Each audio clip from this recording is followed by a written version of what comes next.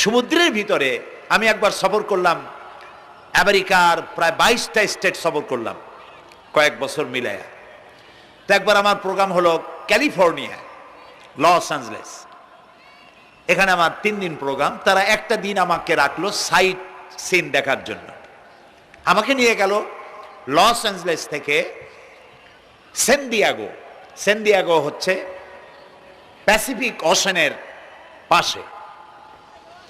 এইখানে আছে C world, অর্থাৎ সমুদ্রের মধ্যে যা কিছু আছে তা তারা সেখানে উঠায় রাখছে। বিশাল জায়গা, দেখতে অন্তত 4 দিন লাগে পুরা এলাকা দেখতে। তা আমার হাতে সময় 5 ঘন্টা, 5 ঘন্টা আমাকে দেখতে হবে। আমি বললাম গুরুত্বপূর্ণ জিনিসগুলি আমার দেখাও। তো নিয়ে গেল। এই আপনাদের মাঠটা যত বড়, এরকম একটা বড় পুকুর, সেই পুকুরের মাঝখানে আছে একটা ওয়াল, আর ঠিক মাঝখানে আছে একটা মঞ্চ, আর 10,000 লোক বসতে পারে এরকম একটা গ্যালারি। ওরকম একটা গ্যালারিতে আমাকে বসালো টিকিট কাটায়া। ওখানে মাছের খেলা দেখানো হবে। যারা খেলা দেখাবে তারা হাতে তুড়ি দিল, সঙ্গে সঙ্গে 2টি মাছ ওই পাশ থেকে তারা ভিতরে বড় গেট আছে, সেই গেট দিয়ে এপারে চলে আসলো। আমি লক্ষ্য করলাম খেলা যারা দেখাবে তাদের মুখের কথা, বাঁশির আওয়াজ, হাতের ইঙ্গিত মাছে বোঝে। মাছটার বুকটা সাদা, একদম সাদা, আর পেছনের দিকটা কালো। যখন উঁচু হয় তখন মনে হয় কোনো সৌদি প্রিন্স হবে। কালো কাপড় গায়ে দেয় সাদা জামার উপরে, ঠিক ওরকম মনে হয়। তো যারা খেলা দেখাবে তারা এভাবে হাতে তালি দিল, মাছেও তার 2টি পাখা নিয়ে হাতে তালি দিল, ওয়েলকাম করলো দর্শকদেরকে। অনেকগুলি খেলা দেখালো এই মাছ। এক একটা খেলা দেখাইয়া যখন স্টেজের সামনে গিয়া মাছ হা করে, তখন বড় বড় বালতির ভিতরে ছোট ছোট মাছ আছে, এই মাছগুলি 2-3 বালতি তার মুখের মধ্যে ঢুকায় দেয়। আমার কাছে মনে হলো ওর গ্রাসটা এত বড় যে আমার মতো 12-14 জন বা 15-20 জন যদি ঢুকায় তাহলে মাছে মনে করবে যে কোনো সেলাপুটি ঢুকছে, এর থেকে বেশি কিছু মনে করবে না। এত বড় মাছ, শ্যামু ফিশ বলা হয় ওটাকে। এরপরে দেখলাম তিমি মাছ, নীল জাতীয় তিমি, যে তিমিগুলি খুব কম পাওয়া যায় মহাসমুদ্রে, এগুলি থাকে। এক একটা নীল তিমির ওজন 5,000 টন পর্যন্ত হতে পারে। এর যে বাচ্চা হয় সে বাচ্চায় দুধ খায়। তিমি হচ্ছে স্তন্যপায়ী প্রাণী। যে বাচ্চা হইল যেদিন হয় সেদিন থেকেই বাচ্চার 50 থেকে 60 মণ দুধ লাগে। কে খাওয়ায়? সুবহানাল্লাহ। দুনিয়ার কোনো গভর্নমেন্ট খাওয়ায় না। দুনিয়ায় স্থলভাগে পিঁপড়া থেকে শুরু করে হাতি পর্যন্ত, ছোট্ট চেলা পোকা থেকে শুরু করে সাপ, বড় বড় পাইথন পর্যন্ত, টোনাটুনি পাখি থেকে শুরু করে ঈগল পর্যন্ত, নদীর ভিতরে চেলাপুটি থেকে শুরু করে তিমি মাছ পর্যন্ত অসংখ্য প্রাণী সকাল বেলায় খালি পেটে জঙ্গল থেকে, গর্তের মধ্য থেকে, বাসা থেকে, পানির মধ্য থেকে যার যার আস্তানা ছেড়ে আহারের অনুসন্ধানে শত সহস্র কোটি প্রাণী সব যার যার ক্ষুধার পেট নিয়ে বেরিয়ে যায়। আল্লাহ রাব্বুল আলামিন বলেন, সন্ধ্যা হতে না হতে সবগুলির পেট ভরাইয়া যার যার বাসায় আমি ভিড়াইয়া দেই। ইন্নাল্লাহা হুয়ার রাজ্জাকু যুল কুওয়াতিল মাতিন। খেতে দেওয়ার মালিক কে? সেই আল্লাহর এই গুণকে, এই গুণাবলীকে বিশ্বাস করতে হবে। খেতে দেওয়ার মালিক তিনি কেবলমাত্র। সন্তান হয় না, দেওয়ার মালিক কে? বলেন জোরে। হাসাবার মালিক কে? কাঁদাবার মালিক কে? সুখ দেওয়ার মালিক কে? দুঃখ থেকে উদ্ধার করার মালিক কে? হায়াতের মালিক কে? মওতের মালিক কে? ফাআলুন লিমা ইউরিদ। যা খুশি তাই তিনি করতে পারেন। সুবহানাল্লাহ বলে। কোন? কাফ আর নুন, 2টি অক্ষর।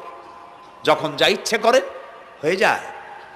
আল্লাহর এই গুণকে বিশ্বাস করলে মানুষ শিরক থেকে বাঁচতে পারবে। মাজার মুখী হবে না মুসলমান, মসজিদ মুখী হবে তখন। আজ আমার মুসলমান একদিকে নামাজও পড়ে আর একদিকে মাজারের কাছে গিয়ে দুর্বল হয়ে যায়। আছে না? আছে কি না? মাজারগুলির কাছে গিয়ে সাহায্য কামনা করে। আমার নিজের চোখে দেখেছি। মাজারে গিয়ে কিভাবে সেজদা দেয় কবরকে, বলেন নাউযুবিল্লাহ। আল্লাহ ছাড়া কাউকে রুকু সেজদা করা যায় না। যা চাবার আল্লাহর কাছে চাইতে হবে।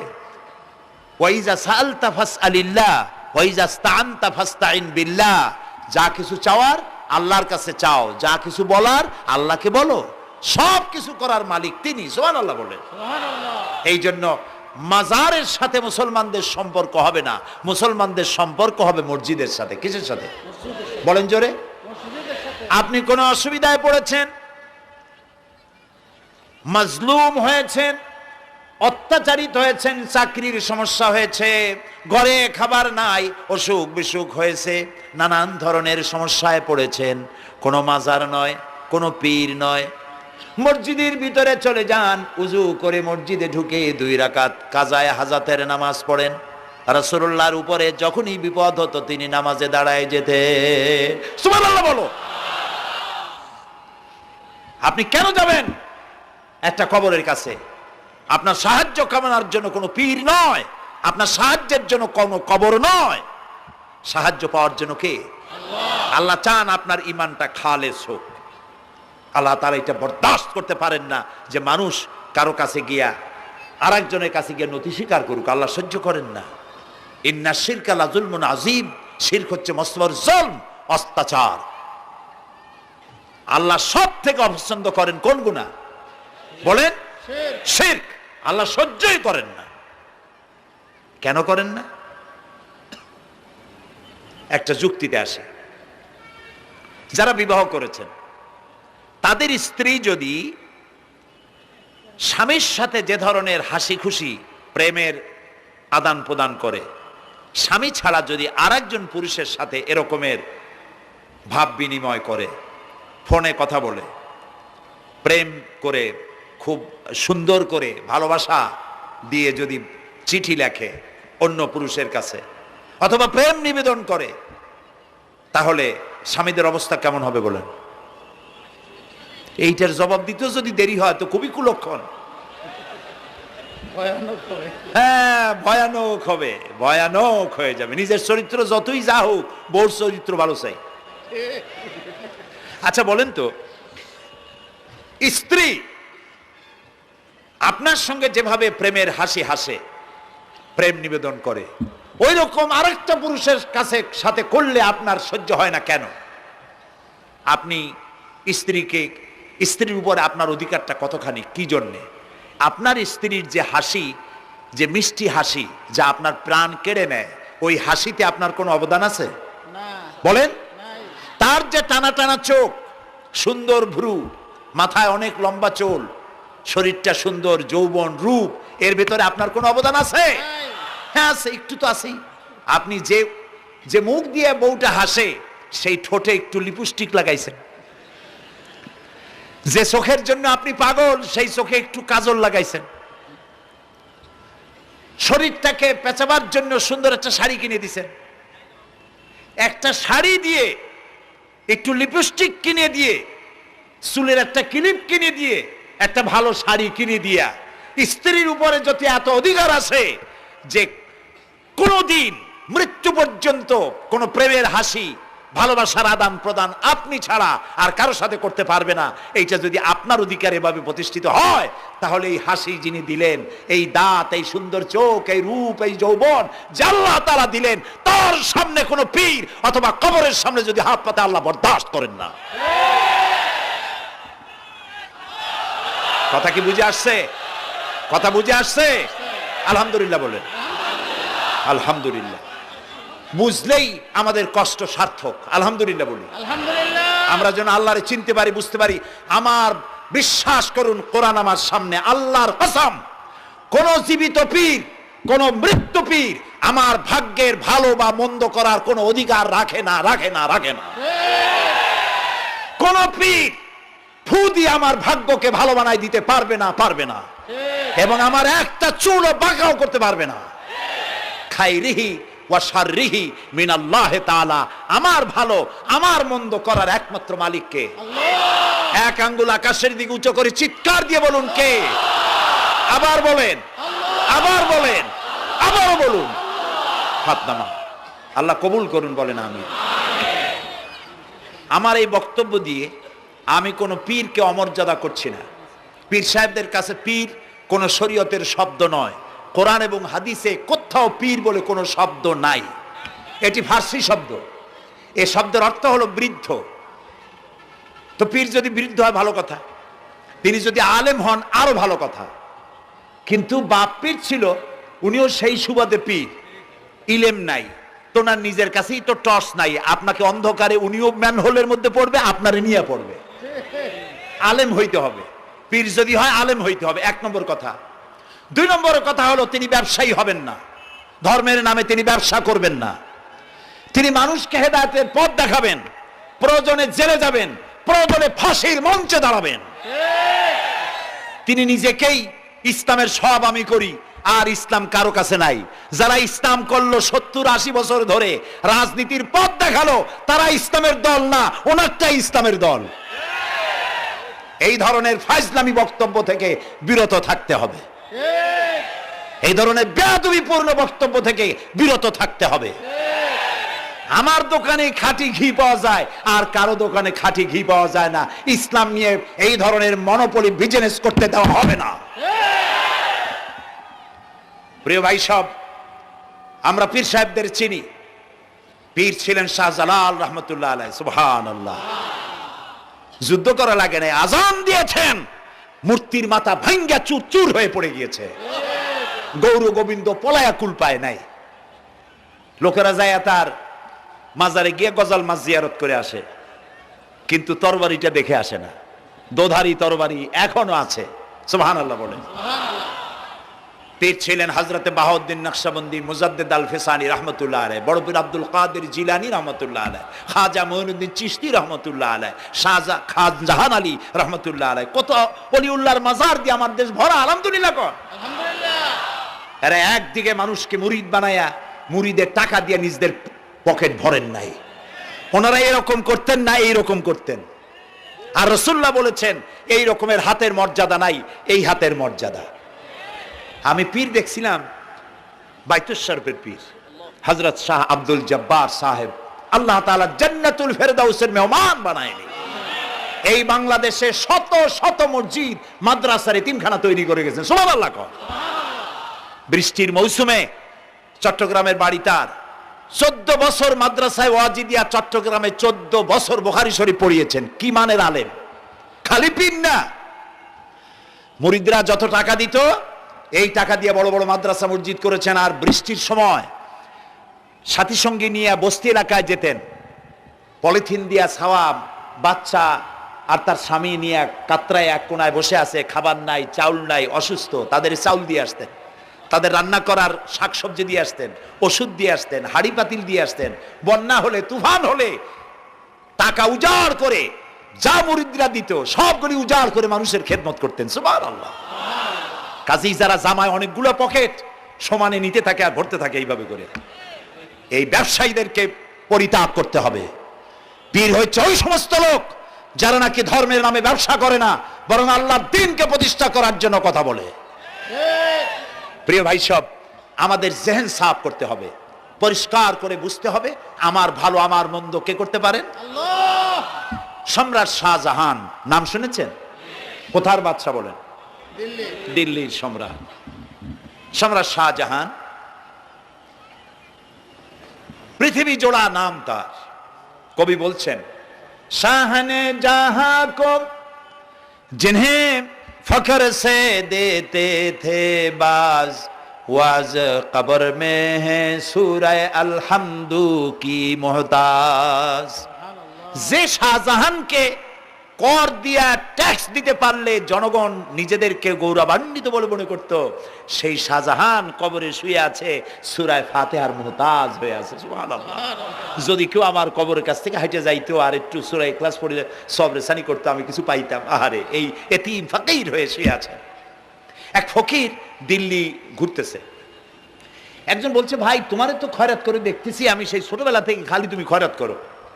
একটা জিনিস আপনারা মনে রাখবেন, গরিব, আজকে যারা গরিব পরিশ্রমের মধ্য দিয়ে কালকে তারা ধনী হতে পারে, কিন্তু যারা ভিক্ষুক, যারা ভিক্ষা করে, জিন্দেগিতে কোনোদিন তারা বড় হতে পারবে না। ভিক্ষা করা যাদের অভ্যাস, জীবনেও বাড়ি করতে পারবে না, জীবনেও ধনী হইতে পারবে না, কিন্তু গরিব ধনী হইতে পারবে। কারণ হলো আল্লাহর কাছে দুইটা বৈধ জিনিস অত্যন্ত ঘৃণিত। কয়টা? একটা হলো তালাক, আর একটা হলো ভিক্ষাবৃত্তি, মানুষের কাছে চাওয়া। আল্লাহ পছন্দ করেন না। তো ভিক্ষুক ঘুরতেছে, একটা লোক বলল, মিয়া তোমার তো সারা জীবনই খরচ করতে দেখি। খরচ করবো না, করবো কি? যার কাছে যাই সে দেয় 4 আনা 2 আনা 1 টাকা, এর বেশি তো দেয় না। তেদি আমি কেমনে বড় লোক হবো? কয় যে তুমি বাদশার চোখে দেখো না, বাদশার চোখে দেখো না। কয় বাদশার কাছে কি আমার মতো লোক যাইতে পারে নাকি? কল না, যাইতে হবে, যাও। বাদশা একবার যাবা, এমন দেওয়া দেবে জীবনে আর তোমার খরচ করা লাগবে না। পাতি শিয়ালের পিছনে ঘুরে তো লাভ নাই। পাতি শিয়ালে খায় মুরগি, তোমার একটা ঠ্যাং দেবে, দাঁতের খেলালের কাজ হবে না। বাঘের পিছনে ঘোরো, বাঘে খায় গরু আর হরিণ, একটা রান দিলে তুমি 1 সপ্তাহ খাইতে পারবা। কাজে ঘুরতে গিয়েও বোঝা উচিত কার সাথে ঘুরি। তো বলছে বাদশার কাছে যাও। তো বাদশারে পাবো কই? কই তো দেখলাম কেবল মসজিদে ঢুকলো। তারপরে ফকির গিয়ে দাঁড়ায় আছে বারান্দায়, দেখে যে উনি বাদশা ভেতরে বসে হাত তুলে আছে ভাবে, আর চোখ দিয়ে পানি পড়ে দাড়ি ভিজে ভিজে পড়তেছে। নামাজ শেষ করে, মোনাজাত শেষ করে বাদশা বেরিয়েছেন। কোন বাদশা? শাহজাহান। বাইরে আসার পর ফকির বলল আসসালামু আলাইকুম, বলে ফকির রওনা করছে। বাদশা বলে দাঁড়াও, তুমি যে রওনা করলা, তোমার তো ভিক্ষুক মনে হয়, আর লোকেরা যারা ভিক্ষুক না তারাও তো আমার কাছে চায়, আর তুমি তো ভিক্ষুক, চাইলে না কেন কিছু? ভিক্ষুক বলে জাহাপানা, আমি কিছু চাইতে এসেছিলাম আপনার কাছে, কিন্তু আপনার করুণ অবস্থা দেখে আমার জ্ঞানের চোখ খুলে গিয়েছে। আমি দেখতে পেলাম আমি যার কাছে চাইতে এসেছি, আমি তো কান্দি না, হাতও পাতি নাই। যার কাছে চাইতে আসতাম দিল্লির সম্রাট, আবার কোন সম্রাটের কাছে হাত পেতে ভিক্ষুকের মতো কি জানি চায়, আর চোখ দিয়া পানি পড়ে দাড়ি ভিজে ভিজে পড়ছে। আমার জ্ঞানের চোখ খুলে গেছে, দুনিয়ার বাদশার কাছে আর চাইবো না। বাদশা কান্দে যে বাদশার কাছে, তার কাছেই চাইবো। প্রিয় ভাই সব, এই জন্যে জিহ্ন সাফ করে ফেলুন। দুনিয়ার কোনো মানুষের জন্য, মানুষের কাছে নয়, কোনো কবরে নয়, কোনো কারো কাছে নয়, আল্লাহ তাআলার কাছেই আমরা নামাজের মধ্যে ঘোষণা করেছি, ইয়াকা না'বুদু ওয়া ইয়াকা নাস্তাঈন। আল্লাহ তাআলা, তোমার একমাত্র ইবাদত করি, তোমার কাছেই সাহায্য চাই। কাজে সাহায্য আল্লাহর কাছে। কার কাছে চাইবো বলে? আল্লাহ আমাদের ঈমান পোক্ত করে দিন। আমরা বলি আমিন, আমরা বলি আমিন। অসুখ বিসুখ হইলে পরে ধৈর্য ধরবেন। অনেক মানুষ আছে জ্বর হইলে কয় যে এত নামাজ পড়ি খালি জ্বর আমারই হয়, এত রোজা রাখি, ভালো ভালো কাম করি, আমার ছেলের অসুখ মোটে সারিই না। এই জাতীয় কথা বলবেন না। মুমিনের পায়ে যদি কাঁটাও ফোটে, সওয়াব থেকে খালি নাই। ধৈর্য ধরতে হবে। কাঁটা ফুটছে, বলেন ইন্না লিল্লাহ। আজাবান লিল মুমিন, মুমিনের জন্য বড়ই আশ্চর্য ব্যাপার, বিপদ হইলেও শুকর আদায় করে, আর সুখে থাকলেও শুকর আদায় করে। সুবহানাল্লাহ ওয়া বিহামদি। বিপদ আসলে সে বলে ইন্না লিল্লাহি, বলেন ইন্না লিল্লাহি ওয়া ইন্না ইলাইহি রাজিউন। আর যখন শান্তি আসে বলে আলহামদুলিল্লাহ। দুই অবস্থায় তার জন্য নিয়ামত আল্লাহর তরফ থেকে সে পায়, আলহামদুলিল্লাহ। প্রিয় ভাই সব, তো আল্লাহর উপর ঈমান আনার জন্য কয়টা শর্ত বলছিলাম? এই যে প্যাচ লেগে গেছে, কয় যে 3টা। আল্লাহর উপর ঈমান আনার জন্য শর্ত কয়টা? 4টা। 4টার বলছি কয়টা? 2টা। আরেকটা হচ্ছে আল্লাহর কুদরত, এ বিশ্বাস করা। আল্লাহর কুদরত মানে শক্তি। আল্লাহর কিছু বিশ্বাস করবেন, বলেন জোরে? শক্তি। আকাশ এবং জমিনে শক্তিশালী কে? কিন্তু আমার দেশের জনগণ, কিছু কিছু রাজনীতিবিদরা বলে জনগণই নাকি সকল ক্ষমতার, সকল শক্তির উৎস। কি পাগল! তুমি ক্ষমতার উৎস? নাকের মধ্যে ময়লা, দাঁতে ছাতা, পেটের মধ্যে দুর্গন্ধ ভরা, ক্ষমতার উৎস? আশ্চর্য কথা। এই যে ক্ষমতার উৎস, হাজার হাজার লোক এখানে বসা, 2টা ভাউয়া ব্যাংক যদি 2 কোণা দিয়ে ঢোকে, ভাউয়া ব্যাংক চেনেন? বিগ সাইজের ব্যাংক, 2টা যদি দুই দিক দিয়ে ঢোকে লাফাইতে লাফাইতে, সামনে যারা আছে এমনি লাফাবে। অন্তত টঙ্গী তামিরুল মিল্লাত মাদ্রাসা ছাড়াইয়া তারপরে ফিরে তাকায় বলবে, ভাই আমরা দৌড়াই কেন?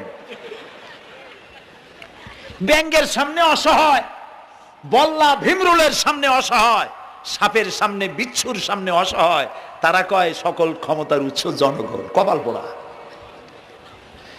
ক্ষমতার উৎস জনগণ নয়, এটা কোরআনের সাথে কন্ট্রাডিকশন হয়। এ কথায় আল্লাহ বলেছেন আন্নাল কুওয়াতা লিল্লাহি জামিয়া, সকল ক্ষমতার উৎস কে? চিল্লায় বলো ক্ষমতা কি দেখছেন? মাত্র 1.5 মিনিট। কয় মিনিট? মাত্র 1.5 মিনিট। আল্লাহ বলেছেন কোন? সাথে সাথে তামিলনাড়ু, মালয়েশিয়া, ইন্দোনেশিয়া, থাইল্যান্ড, মালদ্বীপ, শ্রীলঙ্কা 2 লক্ষ লোক শেষ, 1 লক্ষের খোঁজ নাই। সমুদ্রের পানি 33 ফিট উঁচু হয়ে এসছে। সুবহানাল্লাহ কই দিচ্ছে করে না? বিজ্ঞানীরা বলেছেন ভারত মহাসাগরের তলদেশে ফাটল ধরেছে, ওর কয়েক কিলোমিটার নিচে ভূমিকম্পের উৎপত্তি হয়েছে। ভারত মহাসাগরের পানি 3 হাত না 4 হাত, কত কিলোমিটার আল্লাহই জানে। এই কয়েক কিলোমিটার নিচে যে মাটি, সেই মাটিরও কয়েক কিলোমিটার নিচে ভূমিকম্পের উৎপত্তি। এখান থেকে ভূমির কম্পন হয়েছে, সেই ভূমিকম্পে সমস্ত মহাসাগরের মধ্যে, ভারত মহাসাগরের মধ্যে জলকম্পন শুরু হয়েছে। পানির কম্পন, মাটির কম্পন একসাথে। 33 ফিট উঁচা, মানে 4 তলা বিল্ডিং এর মতো উঁচু হয়ে আসছে পানি। 4 তলা পরিমাণ উঁচু হয়ে পানি চলে আসছে। বাড়ি গাড়ি সব কিছু খড় কুটার ন্যায় সব উড়িয়ে দিয়েছে। এগুলোরে কপাল পোড়া নাস্তিক যেগুলি, তারা বলে প্রাকৃতিক দুর্যোগ। ওর বাপের মাথা। আচ্ছা, প্রাকৃতিক দুর্যোগ, প্রকৃতি কি? কোন জন্তুর নাম? প্রকৃতি কোন জন্তু জানোয়ারের নাম? প্রকৃতি নিজে চলে না কেউ তাকে চালায়? কে চালায়? কপাল পোড়ারা তা বুঝে না। বিশ্ববিদ্যালয়ের শিক্ষক হয়েছে তো, আল্লাহ দিয়ে আসি কোথায়? তবে সব খারাপ না, ভালো আছে আলহামদুলিল্লাহ। কিছু আছে কপাল পোড়া। বিশেষ করে শান্তিনিকেতনে যারা পড়াশোনা করে আসে, সাহিত্য চর্চা করে, এই সাহিত্য চর্চা করতে করতে এক পর্যায়ে কপাল পুড়ে যায়। আল্লাহরে চিনতে পারে না, সব চেনে আল্লাহরে চেনে না। আল্লাহ এখন চিনাইতেছে ভালো করে। প্রিয় ভাই, সব কওমে আদ, কওমে সামুদ, এগুলিকে আল্লাহ তারা ধ্বংস করেছেন। কিয়ামতের আগে এই যে 7টা আকাশ, এই আকাশ সম্পর্কে অবিশ্বাসীরা তারা বলেছে আকাশ বলতে কিছুই নাই, এটা নাকি অনেক দূরে, তাই নীলা নীলে দেখা যায়। কি কপাল পোড়া চিন্তা করেন, নীলা নীলা দেখা যায়। এই আকাশ মহাশূন্য। এই আকাশগুলিকে, আকাশ কয়টা? কয়টা স্তর? 7টা। এগুলি কাতাইয়ে সিজিল্লিল কুতুব। কোরআনে কারিমে আল্লাহ তাআলা বলেছেন কিতাবের পৃষ্ঠার মতো কিয়ামতের আগে একটার পর একটা ঠাস ঠাস করে পড়বে, ভেঙে চুরে চুরমার হয়ে যাবে।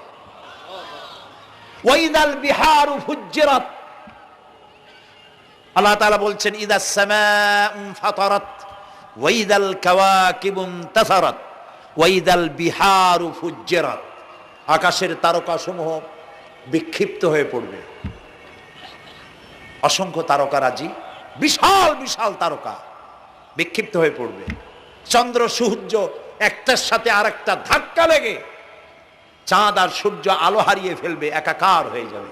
পাহাড়গুলো উঁচু করে আল্লাহ তাআলা জমিনের উপরে আছাড় মারবেন, কালিহিনিল মানফুস, তুলার মতো উড়ে চলে যাবে। সুবহানাল্লাহ বলবা না?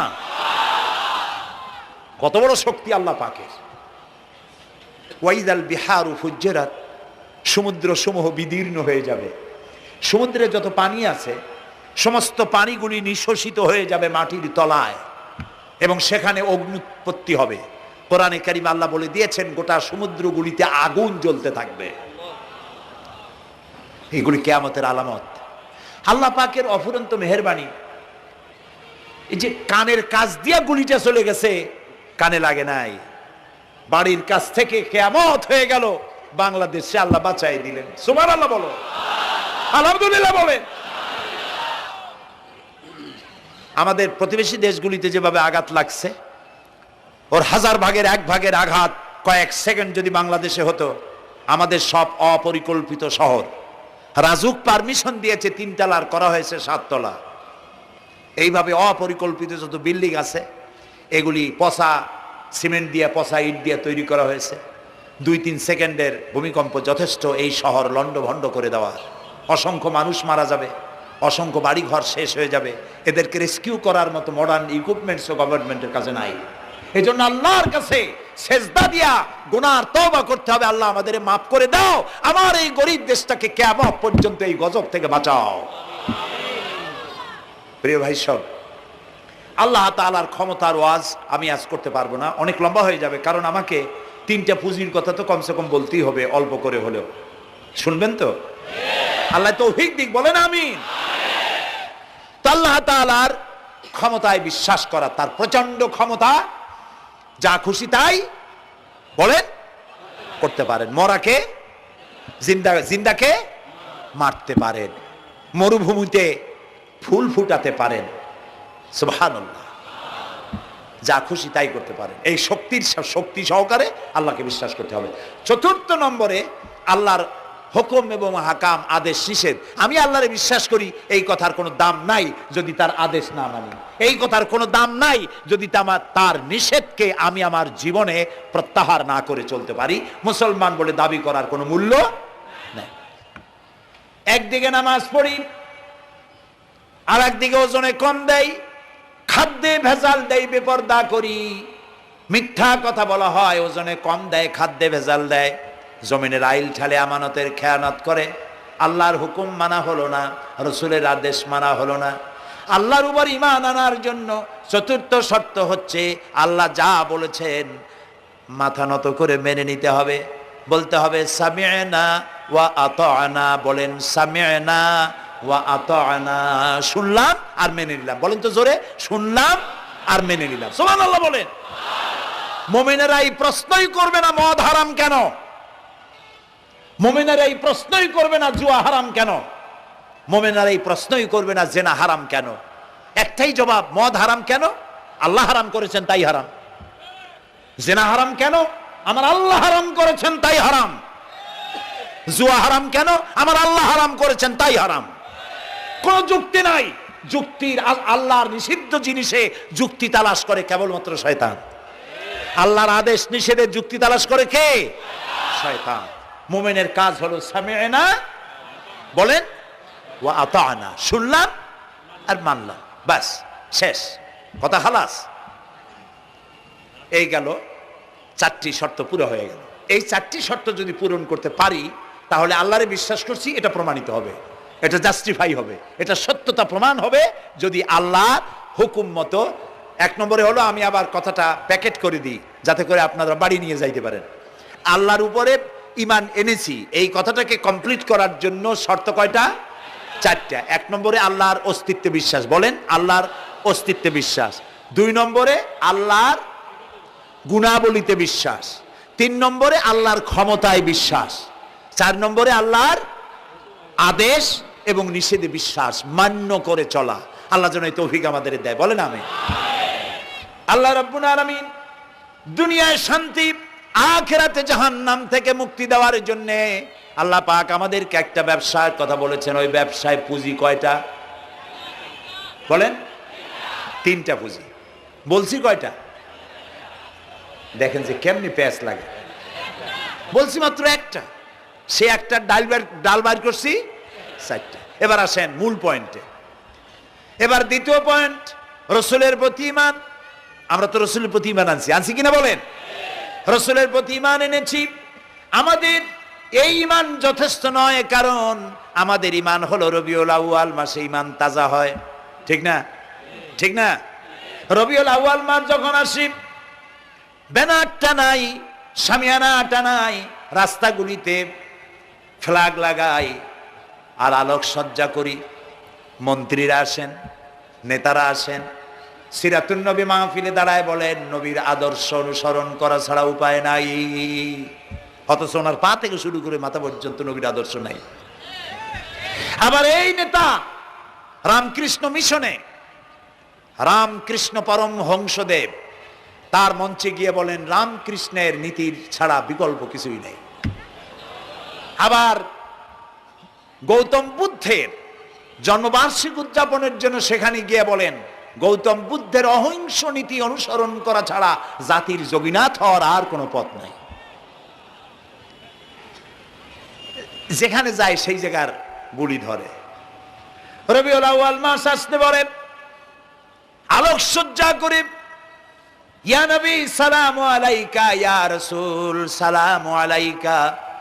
এরপরে গরম গরম জিলাপি রাসূলুল্লাহকে বুঝায় দেওয়া হলো, হে রাসূল আপনি তাকিয়ে দেখেন কত মহব্বত আপনারে করি, আপনার মহব্বতের জন্য আমাদের শহরের কোনো মিষ্টির দোকানে আর মিষ্টি নাই, সব আমরা খাইয়া শেষ করছি।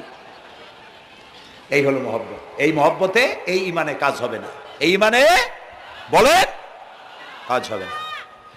কোন ইমানে কাজ হবে? রাসূলের প্রতি ইমানের অর্থ কি? এর অর্থ হচ্ছে নবী করিম সাল্লাল্লাহু আলাইহি ওয়াসাল্লাম আমাদের রাসূল, আমাদের নেতা। আমাদের রাসূল আমাদের নেতা, আমরা তার উম্মত, তার অনুসারী। অনুসারীর কাজ কি? নেতার পূর্ণাঙ্গ অনুসরণ করণ। রাসূলুল্লাহর আনুগত্য করতে হবে, এটা কে বলেছেন?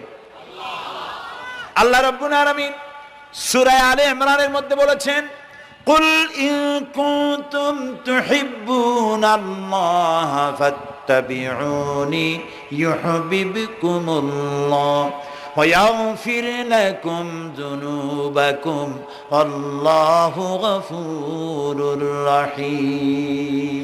হে নবী আপনি বলুন তোমরা যদি আল্লাহকে ভালোবাসো তাহলে তোমার কাজ হচ্ছে, তোমরা যদি আল্লাহকে ভালোবাসো তাহলে তোমরা আমার আনুগত্য করো, আমার অনুসরণ করো। কার? রাসূলের। বলেন কার? রাসূলের অনুসরণ যদি তোমরা করো, খেয়াল করে শুনতেছেন তো? আল্লাহ তাআলা বলছেন নবী আপনি বলেন তোমরা যদি আল্লাহকে ভালোবাসো, তোমাদের এই দাবি যদি সত্য হয় তাহলে আমার অনুসরণ করো, আমার আনুগত্য করো। আমার অনুসরণ, আমার আনুগত্য করলে পরে তোমাদের কে আল্লাহ রাব্বুল আলামিন ভালোবাসবেন এবং তোমাদের তামাম জিন্দেগীর সমস্ত গুনাহ খাতা আল্লাহ তাআলা মাফ করে দিবে। আমরা কি গুনাহ মাফ করাইতে চাই? বলেন চাই? আসুন রাসূলের আনুগত্য করুন। রাসূলের আনুগত্য কিরকম?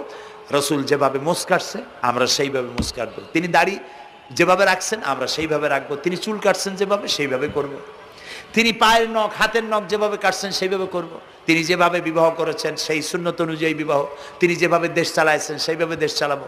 রাসূলের অনুসরণের অর্থ শুধু এই নয় যে তিনি যেভাবে সুরমা লাগাইছেন আমি ওইরকম সুরমা দেব, তিনি যেভাবে কদু খাইছে আমিও কদু খাবো, এইটা নয়। এটা নয়, শুধু রাসূলের আনুগত্য হবে মুরগির ফার্ম থেকে শুরু করে জাতিসংঘ পর্যন্ত, জীবনের সব ক্ষেত্রে। আর বিশ্বাস করতে হবে তিনি শেষ নবী, তারপরে আর কোন নবী আসবে না।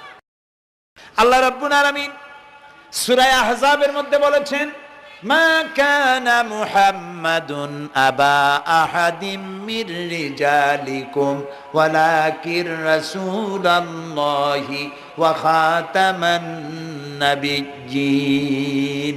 মুহাম্মদ সাল্লাল্লাহু আলাইহি ওয়াসাল্লাম তোমাদের কোনো পুরুষদের পিতা নন, তিনি আল্লাহর রাসূল এবং তাকে দিয়ে নবুয়তের মিশনকে খতম করে দেওয়া, কমপ্লিট করে দেওয়া হয়েছে।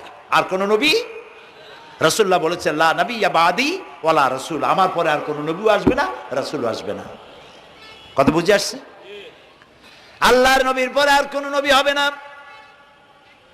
আল্লাহর নবী বলেছেন একটি ইমারত তৈরি করে তার ভিতরে একটা ইট যদি খালি থাকে, একটি ইটের জায়গা যদি শূন্য থাকে তাহলে সকলের চোখে ধরা পড়বে। ওই ইটখানা দিলে পরে বিল্ডিংটা কমপ্লিট হয়ে যায়। নবুয়তির যে ইমারত আল্লাহ তৈরি করেছিলেন ওর ভিতরে একটা ইটের অভাব ছিল, আল্লাহ পাক আমাকে দিয়ে সেই শূন্য জায়গা পূরণ করে দিয়ে নবুয়তের মিশনকে কমপ্লিট করে দিয়েছেন। রাসূলুল্লাহ বলেছে আমার পরে আর কেউ নবী হবে না। পৃথিবীর সব মুসলমানদের আকীদা মুহাম্মদ সাল্লাল্লাহু আলাইহি ওয়াসাল্লামের পরে যদি কেউ নবুয়তের দাবি করে সে কাফির, হাজার বার কাফের। তারা যারা তাকে যারা নবী মানবে তারাও। রাসূলুল্লাহ বলেছেন আমার পরে 30 জন মিথ্যেবাদী নবুয়তের দাবি করবে, তার মধ্যে একজন তো দাবি করছে রসুলের জীবদ্দশায়, একটা ছিল মেয়ে লোক আর একটা ছিল পুরুষ। পুরুষটার নাম ছিল মুসাইলামা কাযযাব, নামই ছিল কাযযাব। কাযযাব মানে মিথ্যাবাদী। দেখছেন অবস্থা, নামই মিথ্যাবাদী। উম্মতেরা কইল যে আপনি তো একজন নবী, আমরা সৌভাগ্য আর দুর্ভাগ্য হোক আপনারা নবী বলে মানলাম। মুহাম্মদ সাল্লাল্লাহু আলাইহি সাল্লামের কাছে প্রায় জিবরাইল আসে আর ওহী আনে, আর আপনি আমাদের কোনো ওহী দিতে পারলেন না পর্যন্ত। কয় যে কেবল না নবী হইলাম, অপেক্ষা করো, ওহী আসবেন। বেশ কিছুদিন যাওয়ার পর খুব চিন্তা ভাবনা করে কয় যে ওহী একটা আসছে। উম্মতেরা সব দৌড়ে আসছে, কি ওহী? কয় যে এইমাত্র শেষ রাত্রে জিবরাইল আসছিল, আইসে আমারে কয়ে গেল একটা সূরা নাজিল করলো। সূরাটা কি? ইন্না আতাইনাকাল আকাক ফাসাল্লি লিরাব্বিকা ওয়াজআক ইন্না শানিয়াকা হুয়াল আবলাক।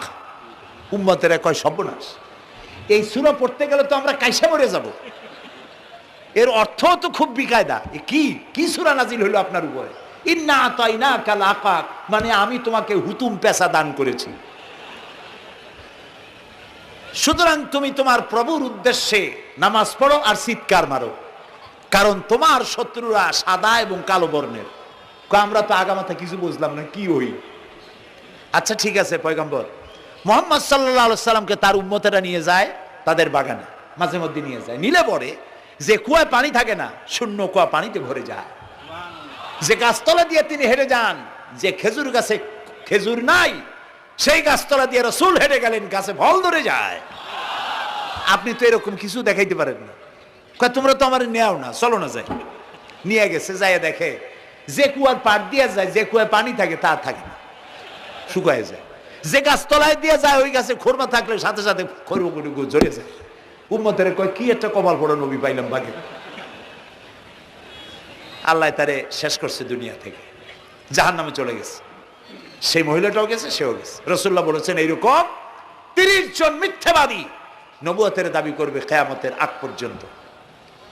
গোলাম আহমদ কাদিয়ানী, এ হলো ইতিহাসে আমরা যদ্য পাই তার পর্যন্ত 28 জন হয়েছে।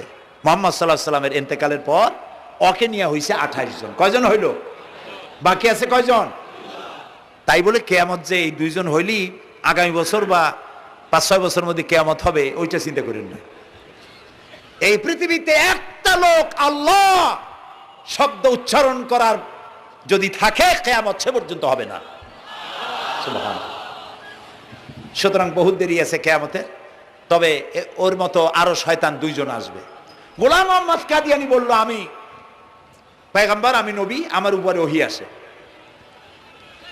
তো তার সঙ্গে ওই যুগের বড় আলেম মাওলানা আতাউল্লাহ শাহ বুখারী রহমতুল্লাহ আলাইহি, তিনি বললেন আচ্ছা তুমি যে নবুয়তের দাবি করো, এই শক্তি তুমি পাও কই? কয় যে আমার শক্তি তো কোরআন, কোরআনের মধ্যেই আছে আমার কথা। কোথায়? কয় সূরা সফের মধ্যে আছে। ইয়াতি মিন বাদি ইসমুহু আহমদ। ঈসা আলাইহিস সালাম আমার ব্যাপারে ফোরকাস্ট করেছেন, ভবিষ্যৎবাণী দিয়েছেন যে আমার পরে একজন আসবে, তার নাম হবে আহমদ। আমি তো সেই আহমদ। মাওলানা বুখারী বলছেন বেকুব, ঈসা আলাইহিস সালাম যার কথা বলেছেন তার নাম, ঈসা আলাইহিস সালাম যার কথা বলেছেন তার নাম হলো ফকাত আহমদ, আর তোমার নাম হলো গোলাম আহমদ। তাহলে এতে করে বোঝা যায় ঈসা আলাইহিস সালাম যার কথা বলেছেন তুমি সেই আহমদের গোলাম, তো তুমি নবুয়তের দাবি করো কেন? গোলাম আহমদ কয় যে হুজুর আমার নামের আগে গোলাম বৈশা একটু সমস্যা হয়েছে, ঠিক, তো গোলামটারে যদি বাদ দেই তাহলে তার আপনি আপত্তি করতে পারেন না আমি আহমদ থাকি আর আপনি আমার উম্মত হয়ে যান। আমি আমার কথা ঈসা আলাইহিস সালাম বলেছেন। মাওলানা বুখারী বলছেন দেখো তোমার ফতোয়া অনুযায়ী তুমি বলছো নামের প্রথম অংশ বাদ দিয়া শেষের অংশ নিয়ে তোমার উপর ঈমান আনতে, তাহলে আমি আমার নাম আতা আল্লাহ, তোমার ফতোয়া অনুযায়ী আমার নামের প্রথম অংশ বাদ দিলাম, আতা গেছে, থাকছে আল্লাহ। আর আল্লাহ হয়ে বলছি তোর মতো গাধারে আমি নবুয়ত দেই নেই। এরপর এই শয়তানের মউত হলো কোথায়? বলেন কোথায়? পায়খানার ভিতরে। এই কাদিয়ানীরা, গোলাম আহমদ কাদিয়ানী কাফের, ওরে যারা নবী বলে মানে তারাও কাফের। প্রিয় ভাই সব, পৃথিবীর 48টি মুসলিম দেশ কাদিয়ানীদেরকে নন মুসলিম মাইনরিটি হিসাবে ঘোষণা দিয়েছে রাষ্ট্রীয়ভাবে। সৌদি গভর্নমেন্ট আইন পাশ করেছে, কিয়ামত পর্যন্ত কাদিয়ানীরা মক্কা মদিনায় প্রবেশ করতে পারবে না। বিগত 100 বছরের ভিতরে কোনো কাদিয়ানী মক্কা মদিনায় ঢুকতে পারে নাই। আজকে বাংলাদেশে খতমে নবুয়তের আন্দোলন নতুন কিছু নয়। দীর্ঘদিন থেকে এই উপমহাদেশে খতমে নবুয়তের আন্দোলন চলছে।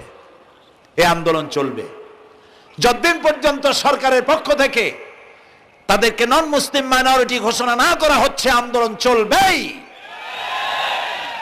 এদের লাশ রাস্তায় ফেলাই দিবা আর 14 কোটি মুসলমান তাকিয়ে তাকিয়ে দেখবে, তা বিশ্বাস করো না। খতমে নবুয়তের আন্দোলন যারা করেন, এই জাতির 14 কোটি মুসলমানের সমর্থন তাদের পেছনে রয়েছে। কাজী তাদের ব্যাপারে উচ্চবাচ্য কথা বলতে গিয়ে ব্যারিস্টার হন, আইনজীবী হন, যেই হন, খতমে নবুয়তের আন্দোলন যারা করে তাদের ব্যাপারে কথা বলতে গিয়ে মুখ সামনে কথা বলবেন। এদেশের মানুষ শহীদ হয়ে যাবে, কাদিয়ানীদেরকে বরদাস্ত করবে না।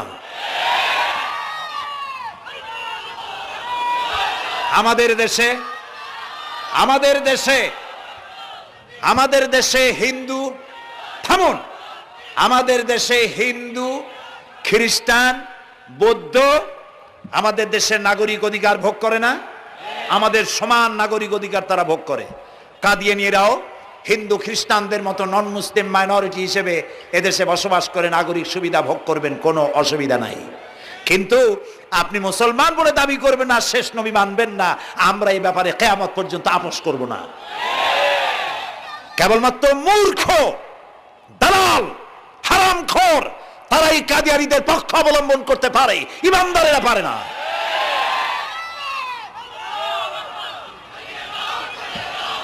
কাদিয়ানীরা যে সব মসজিদ তৈরি করে, এগুলি মসজিদ নয়, এগুলি উপাসনালয়।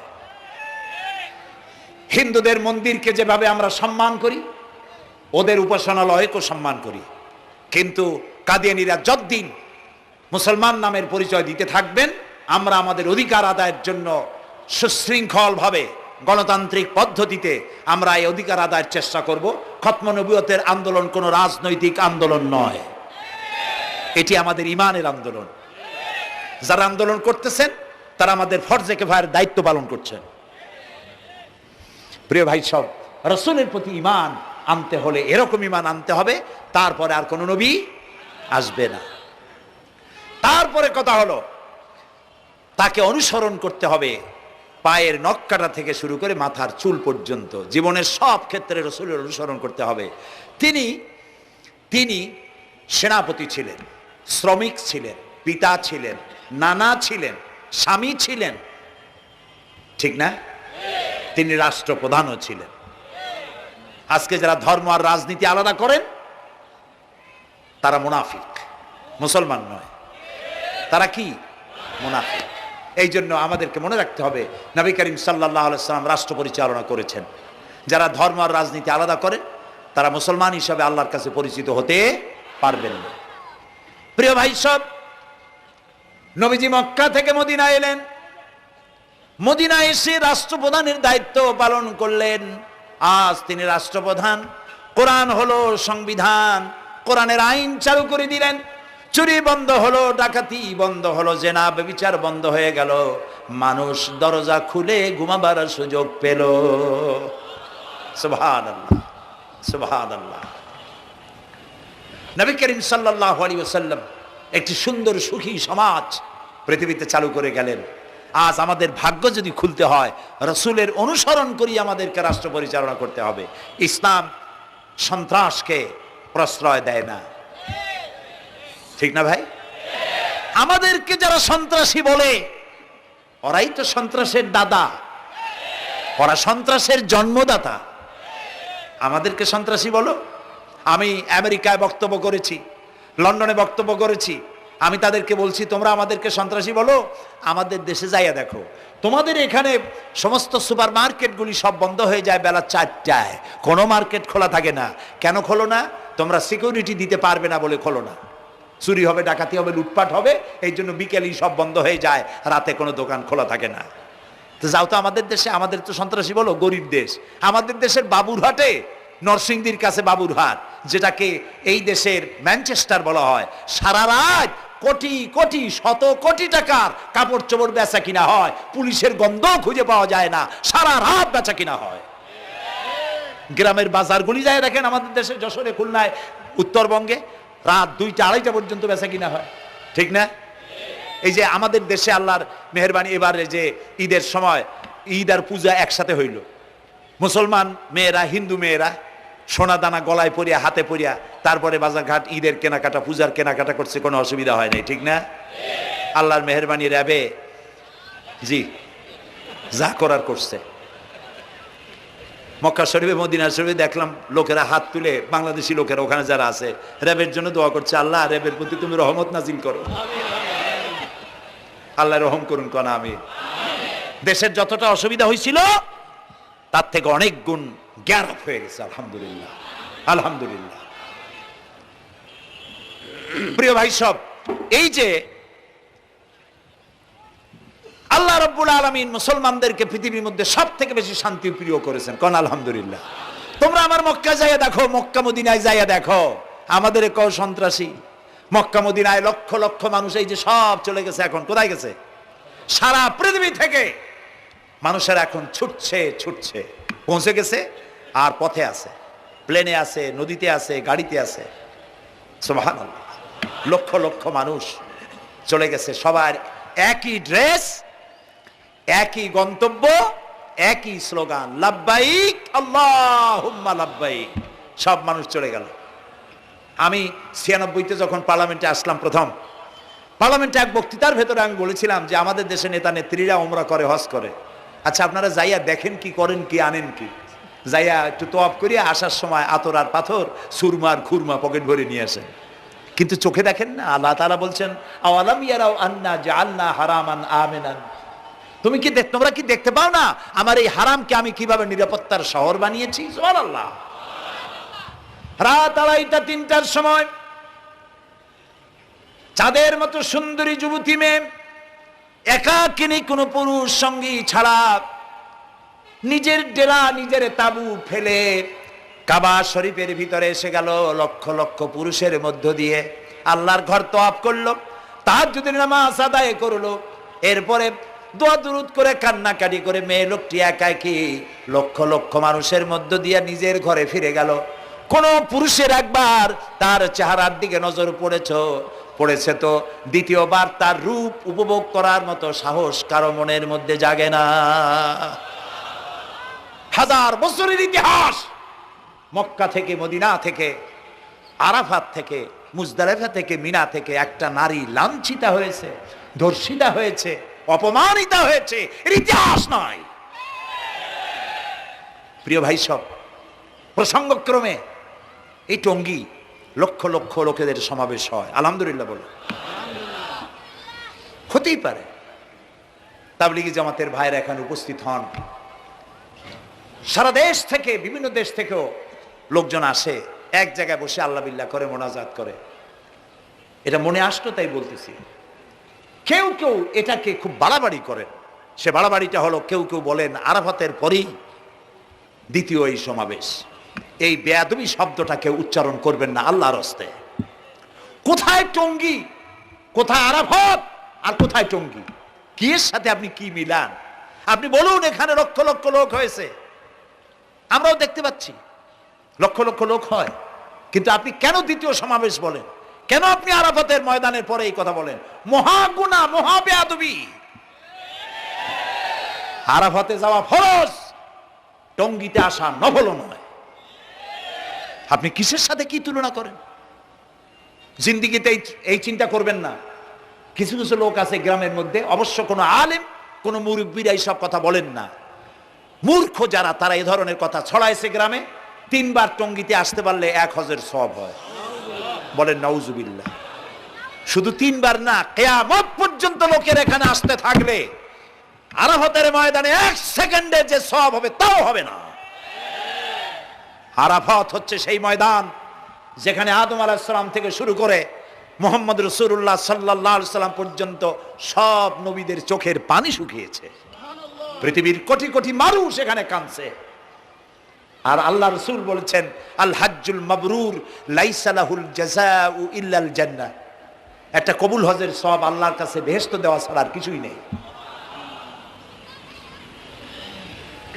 মান হাজ্জা লিল্লাহ ফালাম ইয়ারফুস ওয়ালাম ইয়াফসুক রাজা কায়াউমিন ওয়ালাদাতহু উম্মুহু, রাওয়াহুল বুখারী।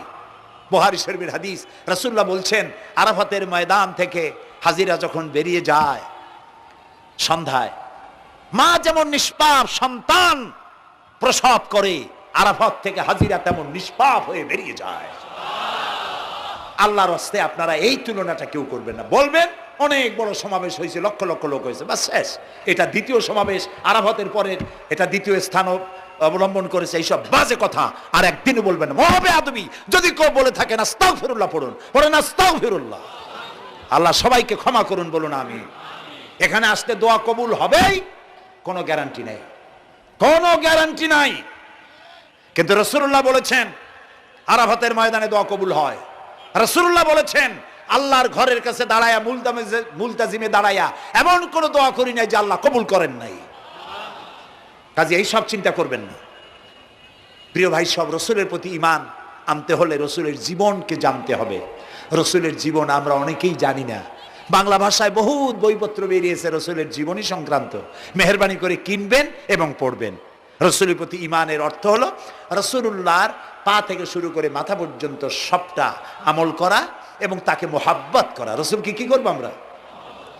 কি মোহাম্মদ সে ওয়াফা তুনে তু হাম তেরে ये जहां चीज ही क्या लोह कलम तेरे है। মোহাম্মদ সাল্লাল্লাহু আলাইহি সাল্লামের সঙ্গে যদি তুমি মহব্বতের কানেকশন জুড়িয়ে দিতে পারো, তার অনুসরণ আর অনুকরণ যদি করতে পারো, আকাশ আর জমিন তো দূরের কথা, লোহ কলম পর্যন্ত আল্লাহ তোমার জন্য করে দেবে। নবী করিম সাল্লাল্লাহু আলাইহি সাল্লামের উপর ঈমান আনার অর্থ হলো তার অনুসরণ অনুকরণ করা। 3 নম্বরে ওয়াতুজাহিদুনা ফি সাবিলিল্লাহি বিআমওয়ালিকুম ওয়া আনফুসিকুম, আল্লাহর রাস্তায় লড়াই করো জান দিয়া আর মাল দিয়া। কি দিয়া কোন তো? জান দিয়া আর মাল দিয়ে। আমরা কিন্তু বলি হুজুর আসি আসি আপনার সাথে, আপনার পিছনে আসি, জানটা দিয়ে দেব। এই মানুষেরা খুব চালাক। আপনি জান দিলে তো মাল থেকে যাবে। আগে দেবেন কি? মাল, পরে দেবেন জান। মাল দিতে হবে, জান দিতে হবে আল্লাহর দ্বীন প্রতিষ্ঠার জন্য। রাসূলুল্লাহ জীবন দিয়ে, সাহাবায়ে কেরাম জীবন দিয়েছেন, রাসূলুল্লাহ রক্ত দিয়েছেন, দান দান মোবারক শহীদ হয়েছে। আমি দেখেছি ওহদের মাঠে, আমি ওহদে যখন সফর করেছি, আল্লাহ বহুবার নিয়েছেন আলহামদুলিল্লাহ। আমাকে সেখানকার একজন আলেম মদিনার, তিনি আমাকে নিয়ে গেলেন ওহদে বেশ কয়েক বছর আগে। ওহদে গিয়ে দেখলাম, আমাকে দেখালো যে নবী করিম সাল্লাল্লাহু আলাইহি সাল্লামের যেখানে দান শহীদ হয়ে গিয়েছিল, দাঁত মুবারক শহীদ হয়েছে, রাসূলুল্লাহ বেহুশ হয়ে পড়ে গেছিলেন। তাকে হযরতে আবু বকর, হযরত ওমর, হযরত ওসমান এই 3 জনে উঁচু করে নিরাপদ জায়গায় নেওয়ার জন্য দৌড়াচ্ছিলেন। পাহাড়ের উপরে যখন উঠতেছিলেন, ওই 3 জন রাসূলকে খাড়ে করে নিয়ে উঠতেছেন। পাহাড় তখন কাঁপতেছিল, পাহাড় কাঁপতেছে, এত বড় কাঁপন উঠেছে পাহাড়ের। পাহাড় সেই এলাকা থেকে কাগজ কাটলে, কেচি দিয়ে কাগজ কাটলে যেমন রেজা রেজা হয়ে যায়, আমার নিজের চোখে আমি দেখলাম। তিনি আমাকে দেখালেন এই সেই এলাকা যেখানে রাসূলকে উঠানো হয়েছিল। পাহাড় আল্লাহর ভয়তে কাঁপতেছিল তরতর করে। সেই উঁচা জায়গা, একটা বিশ্রামের মতো জায়গা পাহাড়ের মধ্যে, সেইখানে তাকে নিয়ে যখন রাসূলকে যখন শোয়ানো হচ্ছিল, পাহাড় কাঁপতেছে। নবী করিম সাল্লাল্লাহু আলাইহি সাল্লাম তখন বলছেন, উসবুতি ইয়া জিবাল, উসবুতি ইয়া জিবাল, ইন্নাকা আলাইয়া নবিয়ান ওয়াস সিদ্দিকিন ওয়াস শাহীদাইন। হে পাহাড়, উসবুতি ইয়া জিবাল, হে পাহাড় থেমে যা, তোর উপর আল্লাহর নবী, তোর উপরে সিদ্দিক আর 2 জন শহীদ দাঁড়িয়ে আছে, থেমে যা। পাহাড় থেমে গেল। সিদ্দিক হযরত আবু বকর, 2 জন শহীদ তোর উপরে, হযরতে ওমর, হযরতে ওসমান রাদিয়াল্লাহু তাআলা আনহুমা। কবে শহীদ হবে? রাসূলুল্লাহ আজকে বলতেছেন তোর উপরে 2 জন শহীদ দাঁড়িয়ে আছে। এইভাবে কষ্ট করেছেন নবীজি, ক্ষুধায় কষ্ট করেছেন, যুদ্ধ করেছেন। তবে সেই যুদ্ধ আক্রমণাত্মক ছিল না, ডিফেন্সিভ ছিল। আক্রমণকে প্রতিহত করার জন্য তিনি লড়েছেন। প্রিয় ভাই সব, এত কষ্ট করার পর তিনি যে দিন কায়েম করে গিয়েছিলেন, আল্লাহ তাআলা বলছেন ওয়াতুজাহিদুনা ফি সাবিলিল্লাহি, আল্লাহর রাস্তায় লড়াই করো জান দিয়ে আর মাল দিয়ে আমার দিনকে প্রতিষ্ঠা করার জন্য। যদি তোমরা ইসলাম বুঝে থাকো এরই মধ্যে তোমাদের জন্য কল্যাণ নিহিত রয়েছে। সুবহানাল্লাহ বলেন, এরই মধ্যে কল্যাণ। সুতরাং শুধু টুপি মাথায় দিয়ে নামাজ পড়লেই হবে না, নামাজও পড়তে হবে, আল্লাহর হুকুম হাকাম মানতে হবে, রোজাও রাখতে হবে, হজও করতে হবে, যাকাতও দিতে হবে, স্ত্রীকে পর্দায় রাখতে হবে, আমলে আখলাকে সিরাতে সুরাতে চলনে বলনে ব্যবসায় বাণিজ্যে বক্তৃতায় রাজনীতি অর্থনীতি সমাজনীতি সব জায়গায় আল্লাহ এবং রসুলের পূর্ণাঙ্গ আনুগত্য করার নামই হলো মুসলমান হয়ে যাওয়া। সুবহানাল্লাহ। এই মুসলমান হইতে পারবো আমরা? আল্লাহ যেন তৌফিক দেখেন, আমিন। সবাই বলেন আমিন। আমি এখন আপনাদের নিয়ে মোনাজাত করবো। মোনাজাতের আদব বসা, দাঁড়ানো ভাইয়ের একটু বসেন। এই যত মানুষ দাঁড়ায় আছেন মেহেরবানি করে একটু বসেন। আমি কিন্তু একবারও বলিনি আপনারা বসেন। দাঁড়ানো ভাইরা মেহেরবানি করে বসেন, মোনাজাত করবো আপনাদের নিয়ে। প্রায় 2 লক্ষ লোক মারা গেছে ভূমিকম্পে, আর 1 লাখের উপরে নিখোঁজ। তাদের জন্য দোয়া করবেন না? যে আল্লাহ আমাদের বাঁচাই দিলেন তাদের জন্য, তার জন্য দোয়া শুকর আদায় করবেন না? সুতরাং বসেন, বসতে বলছি, দাঁড়াতে বলিনি। মোনাজাতের জন্য সবাই বসেন, আর একটু জোরে সরে জিকির করেন লা ইলাহা লা ইলাহা।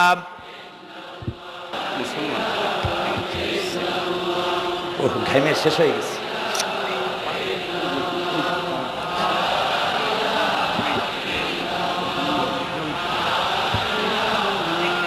বয়স কত? 18-20। বাড়ি কোথায়?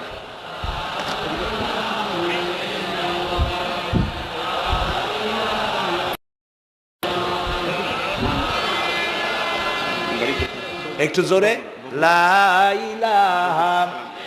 এফিডেভিট করছে, বসে বসে।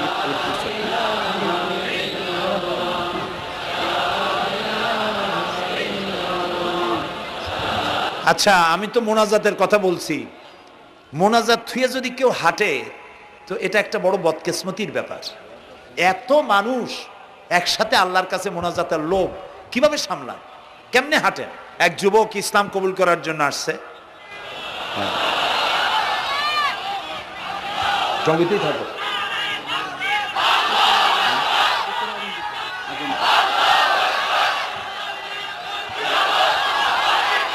জি,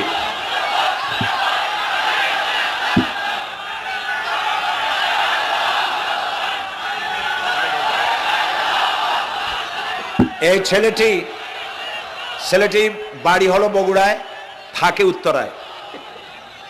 এই ছেলের বাপের নাম শ্রী সুধীর চন্দ্র সরকার, আর তার নাম হলো চঞ্চল কুমার সরকার।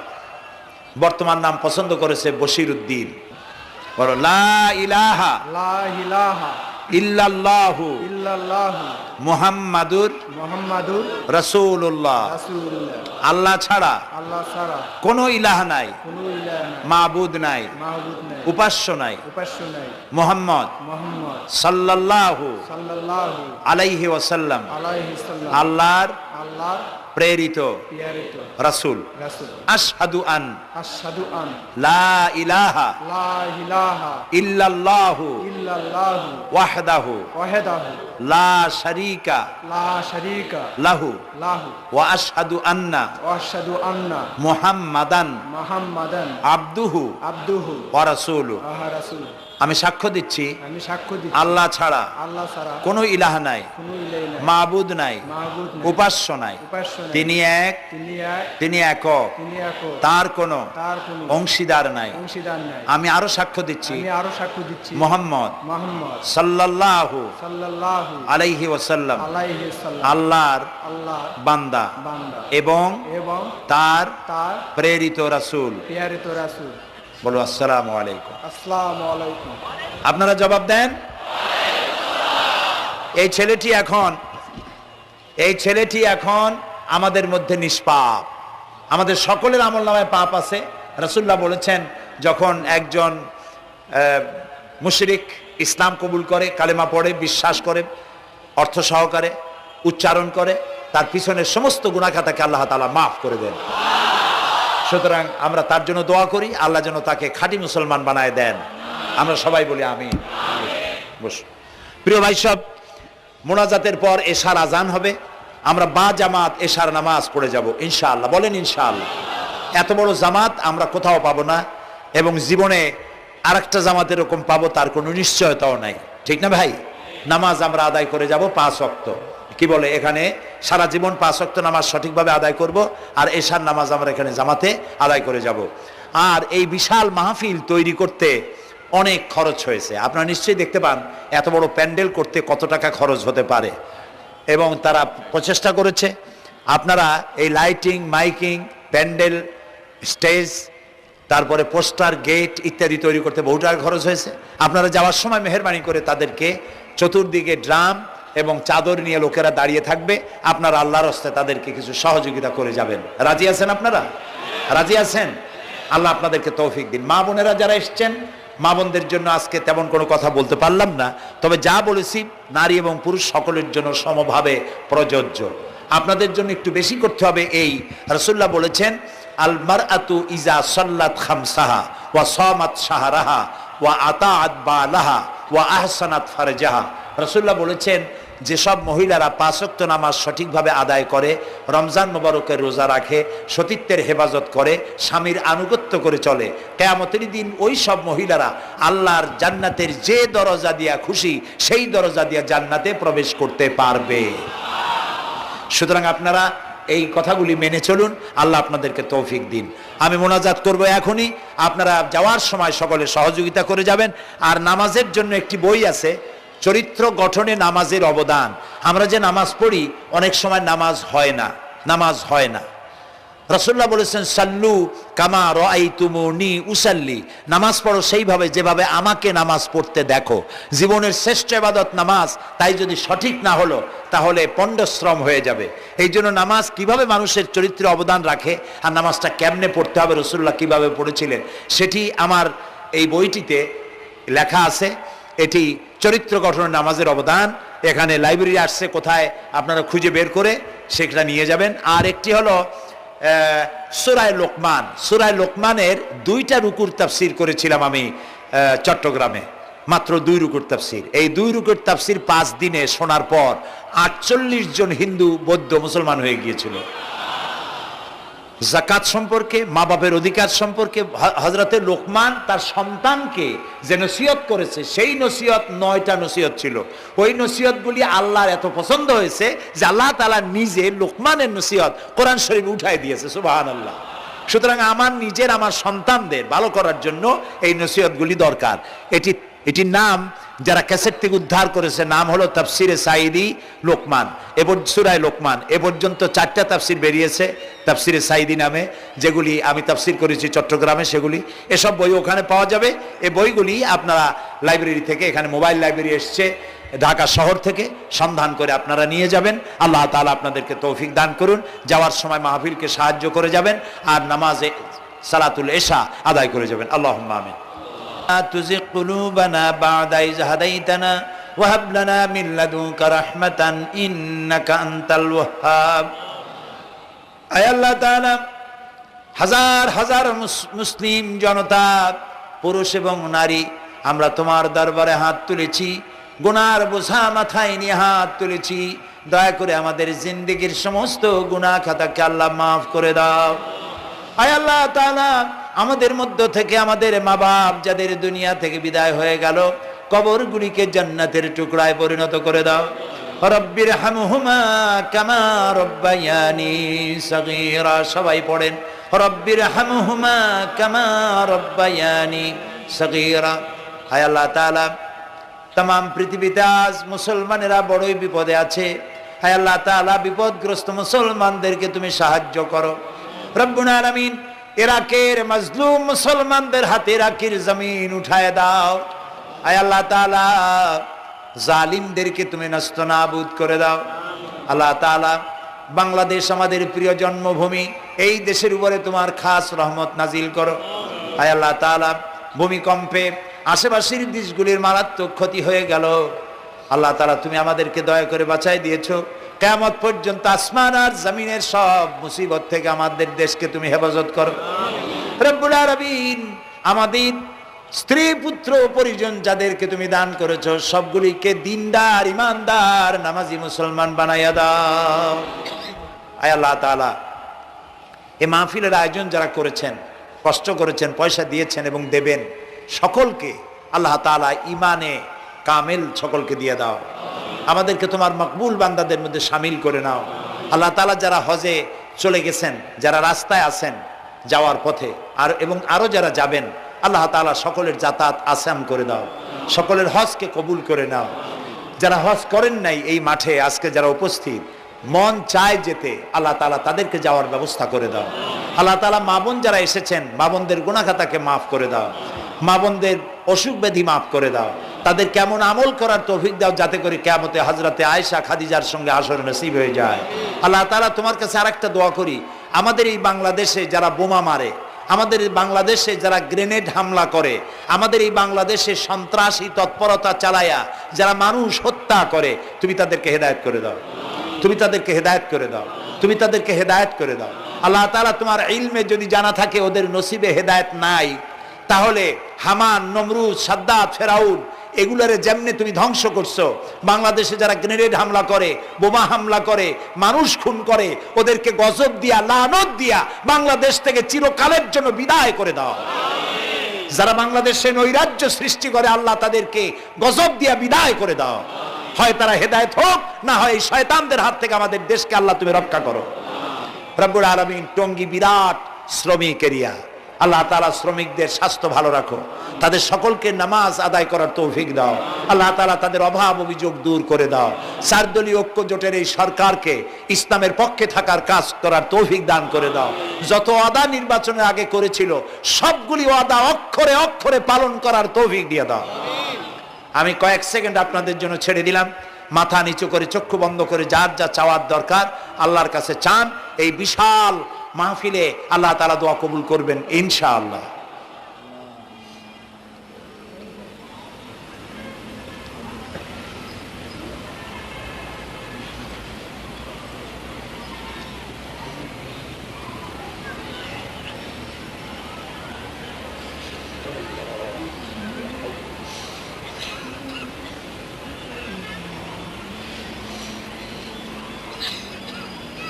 আয় আল্লাহ, তোমার আরশে আজিম থেকে তুমি দয়া করে তোমার রহমতের নজর দিয়ে টঙ্গীর এই মাঠের দিকে তাকাও। আল্লাহ তাআলা, আমরা কোনো পীর বুজুর্গ, খাজা বাবা অথবা দুনিয়ার কোনো শক্তির কাছে, রাজা বাদশার কাছে হাত তুলি নাই, বিশাল আকাশের মালিকের কাছে হাত তুলেছি, আমাদের রবের কাছে হাত তুলেছি। তুমি বলেছো দুনি আস্তাজিব লাকুম, আমারে ডাকো আমি সাড়া দেব। আল্লাহ তাআলা, আমরা ডাকতেছি, তুমি দয়া করে সাড়া দাও। আমরা ডাকতেছি, আমাদের ডাকের সাড়া দাও মাবুদ। আমাদের যাদের রোগ ব্যাধি আছে আল্লাহ দয়া করে শেফায়ে আজেলা দাও, শেফায়ে কামেলা দাও। আল্লাহ তোমার কাছে আরেকটা বিনীত দোয়া করি, আল্লাহ তুমি আমাদের জন্মসূত্রে যেসব নিয়ামত আমাদের শরীরে দিয়েছো, নাক, কান, চোখ, হার্ট, কিডনি, চলৎ শক্তি, বলার শক্তি, আল্লাহ মৃত্যুর আগ পর্যন্ত শরীরের এসব নিয়ামতের একটাও ছিনায় নিও না বাবু। আল্লাহ তাআলা তুমি আমাদের প্রতি দয়া করো, মেহেরবান হও। মাহফিলের আয়োজন যারা করেছেন আল্লাহ তাদের এই কষ্টকে তুমি কবুল করে নাও। কিয়ামতের দিন। আসসালামু আলাইকুম ওয়া রাহমাতুল্লাহ।